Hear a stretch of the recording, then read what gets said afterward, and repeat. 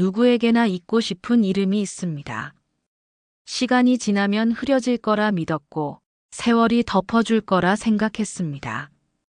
이 이야기는 잊히지 않은 상처와 끝나지 않은 복수에 관한 기록입니다. 성주는 늘 아무도 없는 교실에 혼자 있었습니다. 책상 위에 엎드려 있는 것이 하루 일과의 전부였고 쉬는 시간은 오히려 고통이었습니다. 말을 붙일 친구도 자신을 찾는 사람도 없었고 종이 울려도 제일 늦게 움직였습니다. 어릴 적부터 말수가 적고 눈치를 많이 보던 성준이 그런 환경에 놓이게 된 것은 오래 걸리지 않았습니다. 중학교 2학년. 아버지 사업이 부도나고 가족은 서울 외곽의 반지하 단칸방으로 이사를 갔습니다.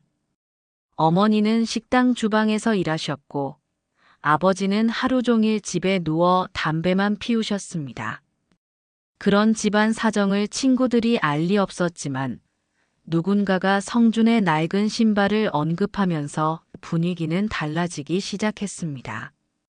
야, 제 신발 봐 발냄새 날 것 같지 않아? 누군가가 웃으며 말했고 그 웃음은 곧 교실 전체로 퍼져나갔습니다. 그 무렵 전학생이 한 명 들어왔습니다. 최민재. 또래보다 키가 크고 얼굴도 반반했던 민재는 첫날부터 반 분위기를 장악했습니다. 선생님에게도 싹싹했고 체육 시간에는 농구 실력으로 환호를 받았습니다. 성주는 그런 민재가 신기했고 솔직히 조금 부러웠습니다. 처음 며칠간은 민재가 성준에게 너 이름이 뭐야? 라며 말을 걸어주기도 했습니다. 하지만 그 호의는 오래가지 않았습니다. 어느 날 체육 시간 공을 주우러 간 성준을 민재가 일부러 밀었습니다. 성준은 넘어졌고 친구들 사이에서 민망한 웃음소리와 수군거림이 들려왔습니다. 아, 미안. 일부러 그런 건 아니야. 민재는 웃으며 말했고 모두가 그 웃음을 따라 웃었습니다. 그날 이후였습니다. 성준의 책상 서랍 안에는 이상한 쪽지가 들어오기 시작했습니다. 곰팡이라는 별명으로 부르는 낙서, 교과서에 그어진 장난, 급식 시간에 남겨진 먹다 버린 음식들. 그중 가장 기억에 남는 날은 성준의 생일이었습니다. 아무도 모를 거라 생각했지만 점심시간에 민재가 다가오더니 큰 소리로 말했습니다. 야, 오늘 너 생일이라며. 축하한다. 그리고 들고 있던 우유팩을 성준의 도시락 위에 부었습니다. 다른 아이들도 웃으며 물을 끼얹었고 도시락은 형체를 알아볼 수 없을 정도로 망가졌습니다. 성준은 그저 그 자리에 서서 아무 말도 하지 못했습니다.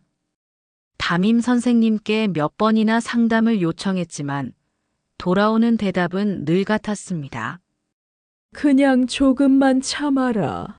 친구들끼리 그럴 수도 있는 거야. 성준에게 그 말은 너무나도 차갑게 들렸습니다. 도와달라는 말이 아니라 살려달라는 외침이었습니다. 어느 겨울날 교실 창가 근처에서 청소를 하던 성준은 누군가에게 등을 세게 밀려 창틀에 이마를 부딪혔습니다. 코피가 나고 정신이 아찔했지만 누가 밀었는지는 아무도 보지 못했다고 했습니다. 그날 이후 성준은 더 이상 학교에 다닐 수 없었습니다. 어머니는 결국 전학을 결정하셨고 성준은 겨울 방학이 되기도 전에 학교를 떠났습니다. 전학날 어머니는 정성껏 도시락을 싸주셨습니다. 따뜻한 계란말이와 멸치볶음이 담긴 도시락이었습니다.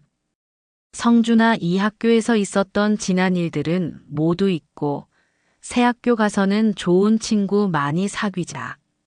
우리 착한 성준이 예쁜 웃음 잊지 말고. 엄마는 그거면 충분하단다. 어머니는 성준을 끌어안으며 말씀하셨지만 성준은 말없이 고개만 끄덕였습니다. 버스에 올라타며 창밖을 바라보니 눈이 펑펑 내리고 있었습니다. 저 멀리 학교 운동장이 보였고 아이들 무리 속에 민재의 얼굴도 어렴풋이 보였습니다. 민재는 성준을 보지 못했습니다. 성준은 조용히 고개를 돌리고 어머니가 싸주신 도시락을 두 팔로 꼭 끌어안았습니다. 따뜻하다는 느낌보다는 그 온기가 사라질까 두려웠습니다. 그때 성준은 처음으로 이렇게 다짐했습니다. 언젠가 자신을 짓밟았던 그들에게 다시 마주설 날이 올 것이라고.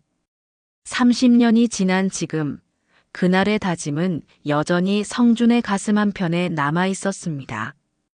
그리고 바로 오늘 그 얼굴을 다시 보게 될 줄은 꿈에도 몰랐습니다. 회사의 회의실 문이 열리자 성준은 짧은 숨을 들이쉬고 회의실 안으로 걸어 들어갔습니다. 오늘은 신입 경력직 인사 발표가 있는 날이었습니다. 인사팀장이 준비한 자료에는 지원자의 사진과 경력 사항이 깔끔하게 정리돼 있었습니다. 성준은 무심히 페이지를 넘기고 있었고 솔직히 큰 관심은 없었습니다. 하지만 다음 슬라이드가 띄워지는 순간 그의 손가락이 멈췄습니다. 최민재 과장입니다. 이번에 영입된 경력직인데 대외 프로젝트에서 아주 좋은 성과를 보여준 분입니다. 성준은 말없이 그 얼굴을 바라보았습니다. 사진 속 인물. 정장 차림에 미소 짓고 있는 얼굴. 그 얼굴이었습니다. 30년 전 그 잊을 수 없는 얼굴. 심장이 쿵 하고 내려앉는 듯한 기분. 손끝이 차가워지고 속에서부터 뜨거운 무언가가 올라왔습니다. 인사팀장의 소개가 이어지고 박수가 회의실을 채웠지만 성준은 아무 소리도 들리지 않았습니다. 민재가 문을 열고 들어오며 허리를 숙여 인사했습니다. 안녕하세요. 최민재입니다. 앞으로 잘 부탁드리겠습니다. 그 순간 민재의 눈과 성준의 눈이 마주쳤습니다. 민재는 낯선 듯 어색한 미소를 지었지만 딱히 특별한 반응은 없었습니다. 그는 성준을 전혀 기억하지 못하는 듯 했습니다. 성준은 평정심을 유지하려 애쓰며 자리에서 일어났습니다. 박수 소리가 잦아들고 그는 민재에게 손을 내밀었습니다. 반갑습니다. 좋은 성과 기대하겠습니다. 민재는 해맑게 웃으며 그 손을 잡았습니다. 네, 최선을 다하겠습니다. 그 악수는 짧았지만 성준은 손끝으로 감정을 누르고 있었습니다. 수많은 기억이 떠올랐습니다. 교실, 책상, 우유팩, 피멍. 교무실 복도에서 혼자 울던 시간들. 모든 장면이 눈앞에 겹쳐 보였습니다. 회의가 끝나고 모두가 흩어진 뒤 성준은 자리에서 조용히 일어났습니다. 회의실 복도를 따라 천천히 걸어 나오며 마음을 진정시키려 애썼습니다. 사람들의 인사에 짧게 고개를 끄덕였지만 눈빛은 흔들리고 있었습니다. 엘리베이터를 기다리며 벽에 기댄 그는 오른손으로 이마를 짚었습니다. 마치 그날 창틀에 부딪혔던 고통이 다시 느껴지는 듯 했습니다. 심장은 여전히 빠르게 뛰고 있었고 손끝은 싸늘하게 식어 있었습니다. 그는 혼잣말처럼 입을 열었습니다. 왜 지금이지? 왜 하필이면? 엘리베이터 문이 열렸습니다. 직원 몇 명이 그 안에 있었고 성준은 가볍게 목례하며 탔습니다. 버튼을 누르며 고개를 들었을 때 유리창 너머로 사무실 안에 앉아있는 민재의 모습이 보였습니다. 그는 동료들과 인사하며 자리에 앉아 노트북을 펴고 있었습니다. 아무렇지도 않은 얼굴이었습니다. 기억하지도 못하는 얼굴이었습니다. 엘리베이터 문이 천천히 닫혔고 성주는 거울에 비친 자신의 얼굴을 바라보았습니다. 피곤한 눈빛, 억눌린 분노, 그리고 지독하게 차가운 침묵. 그는 입을 다물고 천천히 눈을 감았다가 다시 떴습니다. 무언가 시작되었음을 느끼고 있었습니다. 그 얼굴이 자신의 앞에 다시 나타났다는 것. 그것만으로도 이건 우연이 아니라는 것을. 성주는 조용히 중얼거렸습니다. 가끔씩 악몽에서까지 나타나 날 괴롭히던 놈이 내 회사에 스스로 발을 들였다니 이번엔 내 차례인가 보군. 그리고 그는 엘리베이터에서 내리며 복도 끝에 있는 자신의 사무실로 향했습니다. 눈앞이 서서히 정리되어 갔고 오래전부터 준비된 듯한 싸늘한 평정심이 그의 얼굴 위에 서려 있었습니다. 성주는 사무실 문을 열고 들어갔습니다. 익숙한 공기의 냄새가 가득했습니다. 조용히 문을 닫고 천천히 의자에 앉은 성주는 회의실에서 돌아온 지 얼마 되지 않았지만 마음은 이미 몇 번이고 회의실을 다녀온 듯 무겁게 가라앉아 있었습니다. 책상 위에는 오늘 회의 자료와 메모들이 어지럽게 펼쳐져 있었지만 그의 시선은 책상 너머 허공을 향하고 있었습니다. 최민재. 그 이름 석자가 머릿속을 떠나지 않았습니다. 엘리베이터 안에서 바라본 민재의 평온한 얼굴이 왠지 모르게 더 크게 화가 났습니다. 그는 아무렇지도 않게 웃었고 아무 기억도 없는 듯 사람들과 인사를 나누고 있었습니다. 성주는 책상 서랍을 열어 조그만 수첩 하나를 꺼냈습니다. 대학 시절부터 써온 메모 수첩이었습니다. 거래처 연락처도 일정도 회사의 각종 아이디어도 적혀 있었지만 맨 뒷장에는 단 하나의 이름만이 적혀 있었습니다. 최민재. 그는 그 이름 옆에 조용히 줄을 하나 그었습니다. 도착이라는 작은 글씨도 함께 남겼습니다. 그 순간 마음 한켠에서 서늘한 바람이 스쳐 지나갔습니다. 복수가 시작되었음을 그는 분명히 인식하고 있었습니다. 며칠 후 사내에는 민재에 대한 긍정적인 소문들이 돌기 시작했습니다. 새로운 과장님 되게 싹싹하시더라. 말도 잘하고 센스 있어. 대표님도 괜찮다고 생각하신 것 같아. 성주는 그런 얘기를 들을 때마다 속이 울렁거렸습니다. 마치 30년 전 교실에서 모두가 민재의 말에 웃으며 자신을 외면하던 그 순간으로 되돌아간 듯 했습니다. 민재는 변하지 않았고, 아니 오히려 더 교묘해졌다고 성주는 느꼈습니다. 그러던 어느 날 성주는 일부러 커피를 사서 민재의 팀 자리 근처를 지나갔습니다.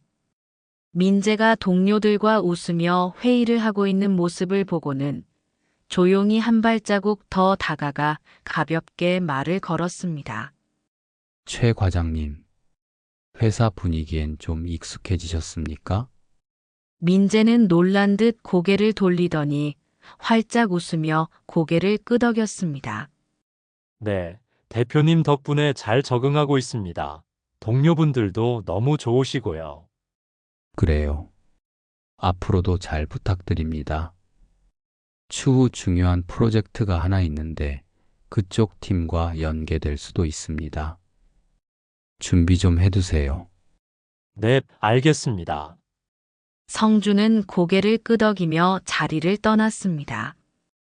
돌아서서 걷는 그의 발걸음은 차분했지만 가슴 속에서는 오래된 분노가 은은하게 끓어오르고 있었습니다. 사무실로 돌아온 성주는 비서에게 조용히 지시했습니다. 민재 과장 이력 자료, 우리 인사팀에서 받은 최종본 말고 기존 회사에 연락해서 일전에 제출한 지원서도 다 확보해줘요. 그리고 그 사람 SNS 계정도 공개된 것만이라도 한번 체크해 봐주세요. 비서는 고개를 끄덕이며 자리를 나갔습니다. 성주는 창밖을 바라보며 다시 의자에 깊숙이 기대었습니다.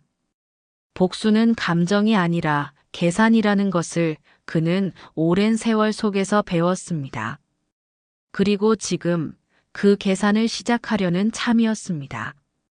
그가 떠올린 것은 단순히 무릎 꿇린 민재의 모습이 아니었습니다.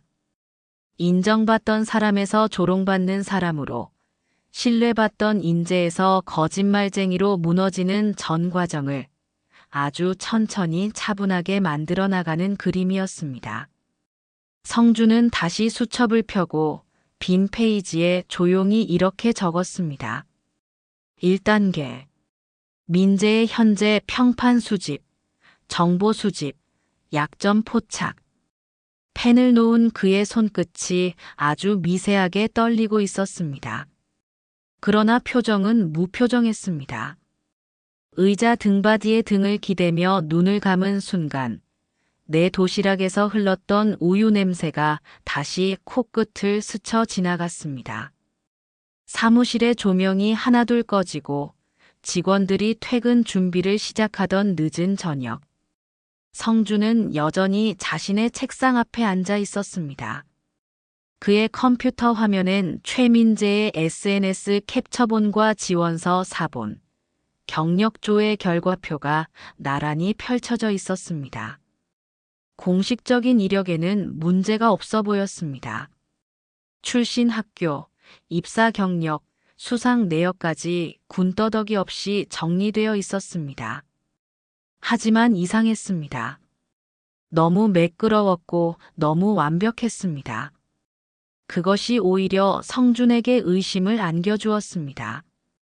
저 사람의 인생이 저렇게까지 흠없이 깔끔할 리 없었습니다. 비서실입니다. 네, 들어오세요. 문을 열고 들어온 비서는 2장의 인쇄물을 책상 위에 조심스럽게 내려놓았습니다. 민재 과장의 이력서 초안입니다.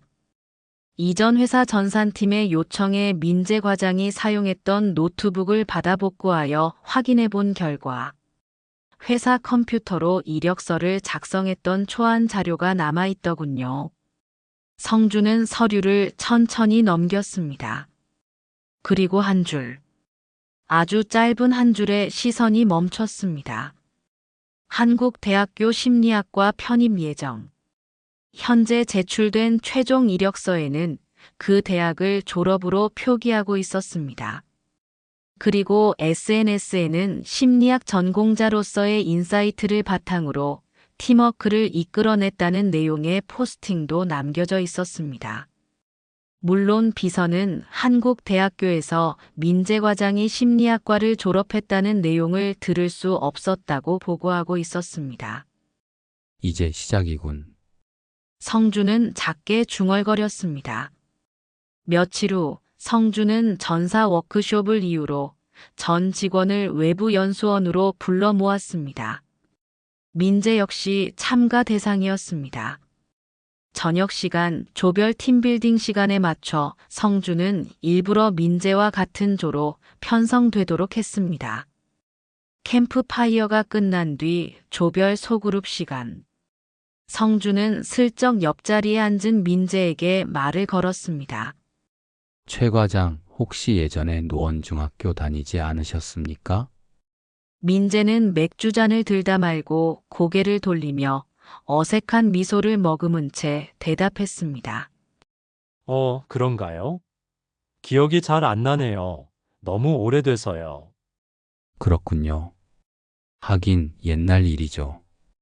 성주는 웃으며 고개를 끄덕였지만 마음속 어딘가가 탁 하고 끊어졌습니다.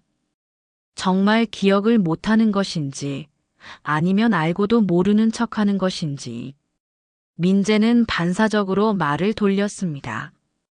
대표님은 고등학교 어디 나오셨습니까? 성주는 말없이 맥주를 한 모금 삼켰습니다. 그리고는 자리에서 일어나 주변 조원들에게 말했습니다. 다 같이 건배사 한번 하고 분위기도 바꾸는 겸 가볍게 게임이나 하죠. 게임이 시작되고 민재는 분위기 메이커처럼 굴었습니다. 센스 있는 농담과 재치 있는 리액션. 직원들은 그를 중심으로 웃었고 박수쳤고 사진을 찍었습니다. 그 모습이 성준의 눈에는 거슬렸습니다. 아니, 구역질이 날 정도로 위선적으로 느껴졌습니다. 30년 전 교실 맨 앞에서 선생님 옆자리에 앉아 모범생처럼 굴던 민재가 떠올랐습니다. 그러나 쉬는 시간만 되면 그 모범생은 친구들 앞에서 성준의 도시락을 발로 차고 낄낄거리며 떠들던 존재였습니다. 캠프파이어가 끝나고 숙소로 돌아오는 길, 성준은 혼잣말을 내뱉었습니다. 기억이 안 난다고? 좋아. 그럼 내가 다시 기억나게 해주지. 아주 생생하게. 그날 밤 성준은 숙소 책상 위에 노트북을 펼쳐놓고 조용히 파일 하나를 정리했습니다. 제목은 민재작전일. 그리고 메일 제목엔 이렇게 적었습니다. 익명 제보 귀사 인사 이력 관련 문의. 수신인은 민재가 이전에 몸담았던 회사의 감사팀이었습니다. 이른 아침 회사 대표실 창밖으로 희뿌연 안개가 내려앉아 있었습니다. 성준은 전날 밤 늦게까지 작성한 메일이 보낸 편지함에 정상적으로 기록된 것을 확인하며 조용히 노트북을 덮었습니다. 그리고 의자에 기대어 숨을 길게 내쉬었습니다. 며칠 후 민재가 회의실 문을 열고 들어섰을 때 그 표정은 다소 어두웠습니다. 평소에 밝고 자신감 넘치던 모습과는 사뭇 달랐습니다. 성준은 그 미묘한 변화를 놓치지 않았습니다. 민재는 회의 중에도 집중력이 떨어져 보였고 팀원들의 질문에도 몇 차례나 대답을 머뭇거렸습니다. 이후 민재의 과거 직장 중 한 곳에서 인사팀장에게 비공식 연락이 왔습니다. 귀사에 있는 최민재 씨 관련해서 저희 쪽에서도 문의가 들어와 확인 중입니다. 내부 기록과 일부 상이한 부분이 있어서요. 성준은 짧게 잘 알겠습니다. 라고만 답했습니다. 그리고 전화를 끊은 뒤 곧바로 HR실에 지시를 내렸습니다. 다음 분기 혁신 TF팀 리더 자리에 최민재 과장을 추천하세요. HR실 직원이 의아한 얼굴로 되물었습니다. 대표님, 민재 과장은 현재 진행 중인 프로젝트도 많아서 알고 있습니다. 그걸 감안해도 이번 기회에 한번 제대로 실력을 검증해 봐야겠군요. 며칠 뒤 민재는 본사 7층 회의실에 불려 들어와 새 프로젝트 리더로 지명되었습니다. 이는 사내에서도 매우 부담이 큰 자리였습니다. 프로젝트의 성패에 따라 연말 인사고과 승진, 연봉까지 모든 것이 결정되는 자리. 민재는 순간 당황한 듯 했지만 곧 고개를 숙이며 말했습니다. 감사합니다. 최선을 다하겠습니다. 그러나 민재에게 주어진 프로젝트는 철저히 성준이 설계한 함정이었습니다. 핵심 인력이 빠진 팀 구성, 불명확한 시장 조사, 의도적으로 엇갈리는 지시사항들. 여기에 회의에서는 일부러 날카로운 질문만 골라서 던졌습니다. 이건 수치가 모순 아닙니까? 시장 반응 예측은 뭘 기반으로 한 거죠? 민재는 점점 답변을 더듬었고 회의실 분위기는 냉랭해졌습니다. 팀원들 사이에서도 민재 과장 좀 불안한 것 같지 않아요? 처음엔 괜찮은 줄 알았는데 실전엔 약하네. 라는 말이 퍼지기 시작했습니다. 성준은 그런 분위기를 은근히 조장했습니다. 점심 식사 자리에서도 일부 간부들에게 슬쩍 말했습니다. 최 과장, 과거 경력은 화려한데 실무 적응은 좀 더 두고 봐야겠더라고요. 그 말은 그대로 사내 메신저, 복도 대화, 회식 자리로 퍼져나갔습니다. 민재는 점점 눈빛이 흐려졌고 야근이 늘어났습니다. 퇴근 후에도 사무실 책상 앞에 멍하니 앉아 있는 시간이 많아졌고 실수를 반복했습니다. 보고서는 자주 반려됐고 작은 회의에서도 발표를 미루기 일쑤였습니다. 어느 날 오후 민재는 대표실 앞에서 한참을 서성이다 조용히 문을 두드렸습니다. 대표님, 잠시 시간 괜찮으실까요? 들어오세요. 민재는 조용히 문을 열고 들어와 말했습니다. 혹시 제가 맡은 프로젝트 방향이 조금 엇나가고 있는 건 아닌지 해서요. 내부 피드백도 엇갈리고 있고 제가 뭔가 놓치고 있는 게 있는 건 아닌가.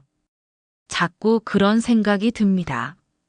성주는 가만히 고개를 끄덕이며 물었습니다. 그래서 어떻게 하시겠습니까? 민재는 입을 다물었습니다. 그리고는 조용히 말했습니다. 조금만 시간을 더 주시면 다시 정비해 보겠습니다. 성주는 고개를 끄덕이며 미소를 지었습니다. 좋습니다. 하지만 남은 시간은 길지 않을 겁니다. 민재는 고개를 숙이고 나갔습니다. 문이 닫히고 대표실은 다시 정적에 휩싸였습니다. 성주는 자리에서 일어나 창밖을 바라보았습니다. 거리엔 어둑한 노을이 드리워져 있었습니다.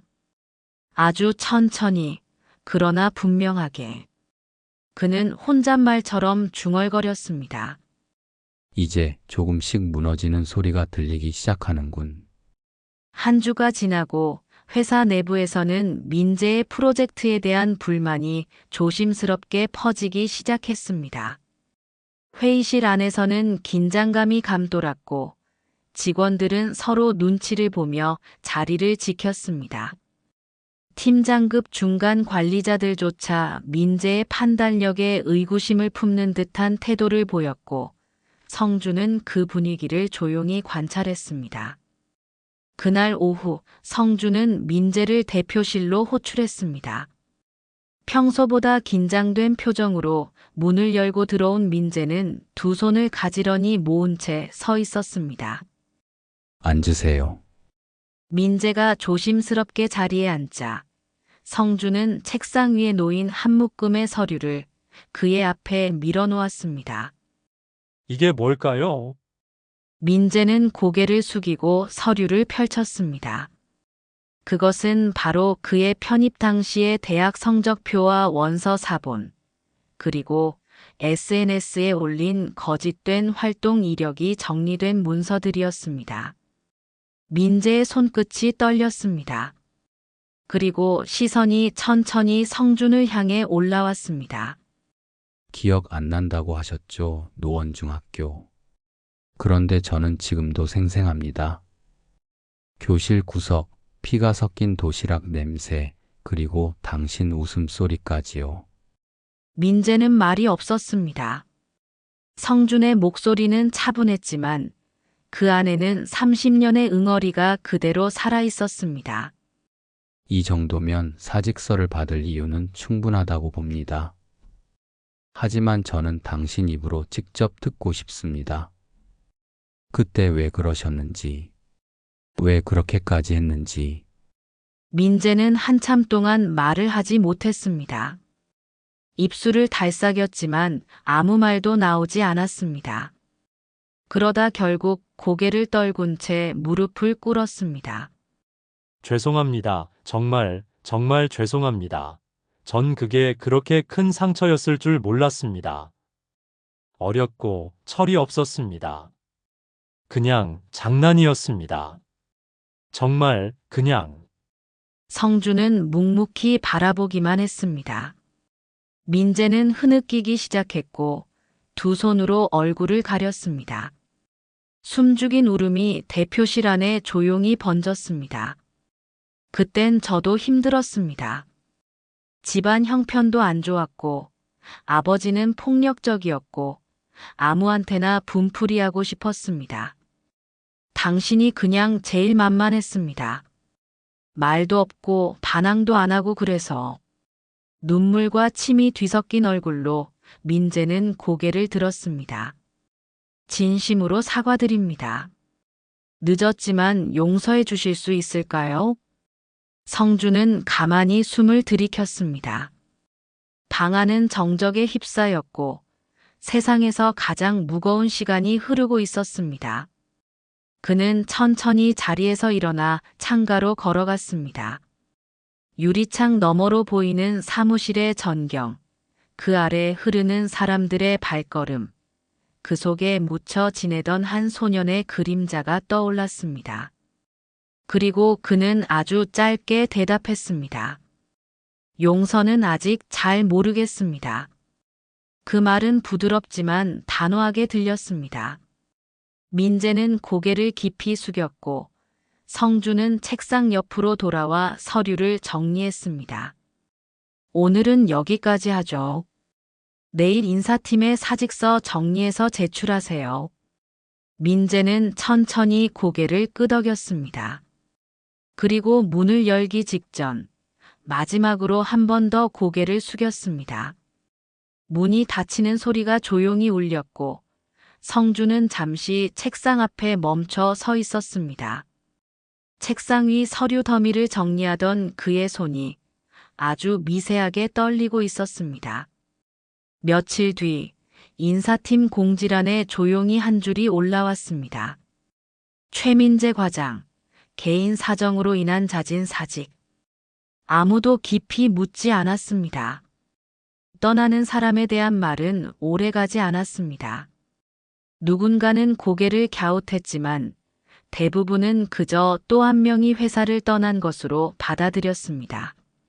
민재는 조용히 책상을 정리했고 누구에게도 인사를 길게 하지 않았습니다.